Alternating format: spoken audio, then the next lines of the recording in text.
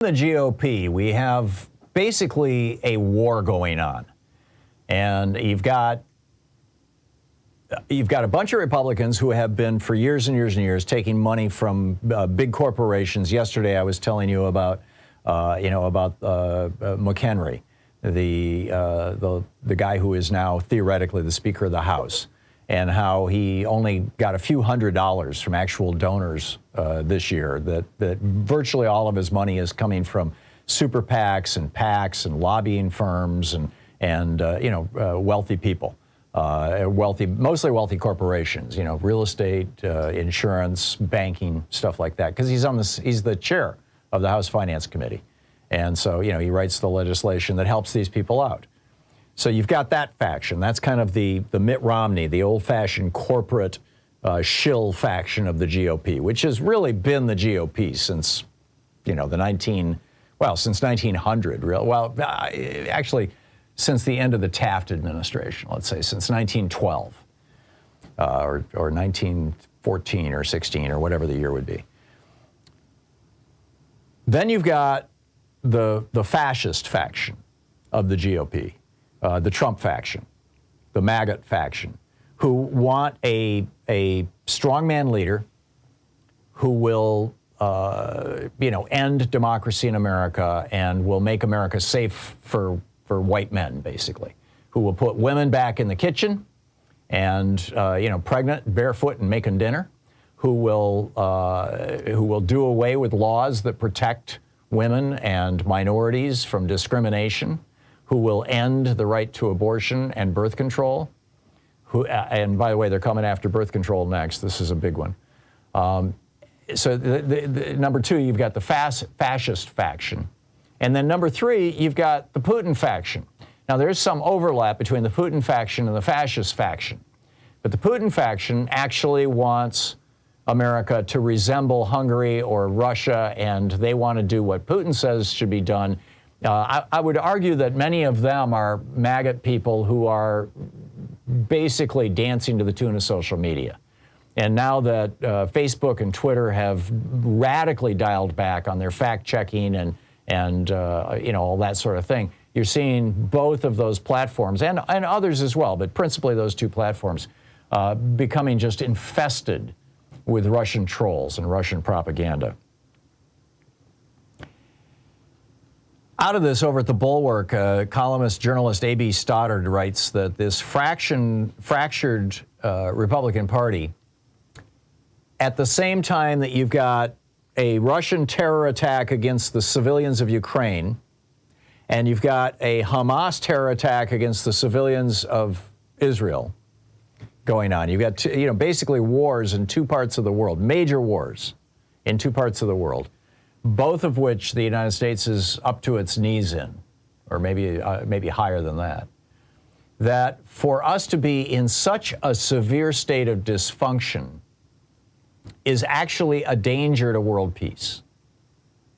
Clearly it's a danger to the United States. That was my opening rant at the beginning of the first hour of this program.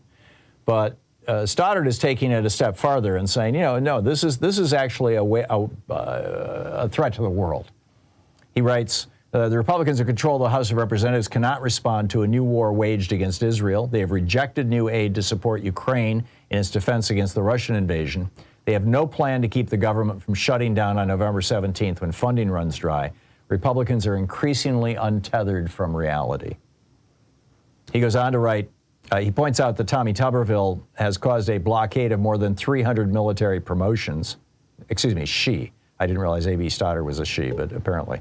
And then she goes on to write, the Republicans running against Trump aren't actually trying to stop him, which is shockingly, sadly, stunningly true. I mean, you've got a couple, Chris Christie maybe, but generally speaking, the Republicans who are running for president are not really running for president. They're not trying to take down Donald Trump, who is, far and away the front runner in the field. Instead, they're competing to see who can be the most Trump-friendly, essentially. Who might be the vice president? Who might end up with a cabinet position? They're auditioning for the Trump presidency, the 2024 Trump White House. A.B. Stoddard goes on to say, for 8 years, Trump has demanded Republicans defend his every lie, every violated norm, every crime, and now battered Republicans are incapable or unwilling to carry out their responsibilities and respond to national security threats. They cannot be counted on to serve their constituents. They cannot be counted on to serve their country. They cannot be counted on to come to the aid of American allies who are in crisis and in desperate need of American leadership. A.B. Stoddard says Trump and tribalism have incapacitated them. Amen. This is a crisis. The Putinification of the Republican Party and the billionaireification of the Republican Party. You've got all these very, very well-funded right-wing groups that are pouring money and resources and time into basically trying to deconstruct the administrative state, to do away with the social welfare state of America, essentially, the social democracy of America, and replace it with autocracy and billionaires running the show. And they're halfway there. I mean, let's just acknowledge this. That's the Republican Party now, is the blunt instrument, the sledgehammer that these billionaires are using against the rest of us, against America. And then social media is the weapon, the machine gun that Putin is using against America. And they're both being very successful at damaging this country and damaging our ability to respond to anything. Anything. I mean, we've got genuine crises here in the United States. We've got an actual crisis on our border, on our southern border. We've got a crisis of health care in this country. We've got, an epidemic of addiction. We've got a crisis of gun deaths in the United States. We have more guns than we have people in America. And the result is that we have more gun deaths than any other country in the world. Guns and bullets are the number one reason that children are dying in America right now. More children are dying from being shot than any other cause. Any other cause. More kids are dying from, and this is a crisis. Again, the Republicans will not do anything about it because they're taking money from the gun industry. It's just that simple. They are being bribed at high and low throughout the political, or throughout the Republican Party, throughout the spectrum within the Republican Party. They've had their hands out for these bribes for 50 years now. Reagan turned it into, the official religion of the GOP. Do what the big corporations want. Do what the billionaires want. And like I said, this is not only hurting America, this is hurting the world. And then, of course, we've got the arguably the biggest crisis of all, which is the climate crisis. You've got literally millions of people dying around the world every year now from weather wilding, from extreme heat, from storms. We're going to have hailstones this afternoon. That's probably just normal weather here in the Pacific Northwest, but it is, people are dying from this stuff. And it's going to get a hell of a lot worse. We just passed 1.5 degrees Celsius for most of the planet. Antarctica is vanishing right in front of us. The Arctic Ocean, the sea ice has vanished in large part. Glacier National Park in Montana no longer has glaciers. I mean, it's just, I'm going to be talking in the next hour about half of all flowering plant species are at danger of extinction. These are real crises. And the Republican Party refuses to even discuss things like that because they're taking all this money from fossil fuel billionaires who are telling them, you've got to dance to our tune if you want to keep getting the money. And the Republicans are like, yeah, the money's more important than our grandchildren. Money's more important than future generations.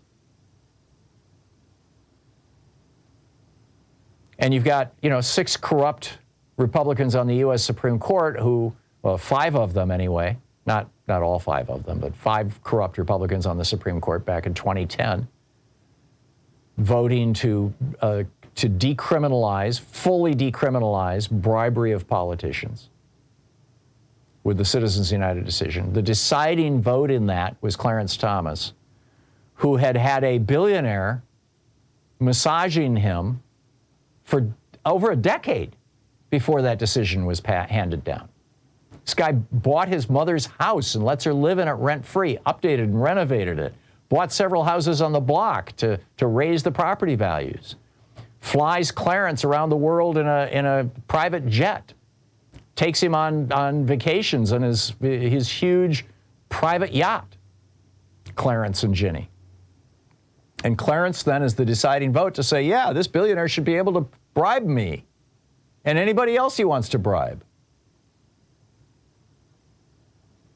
This is now the state of the GOP in the United States, and it's a crisis not just for us, not just for our country, not just for, the Democrats and whatnot. This is a crisis for the entire planet.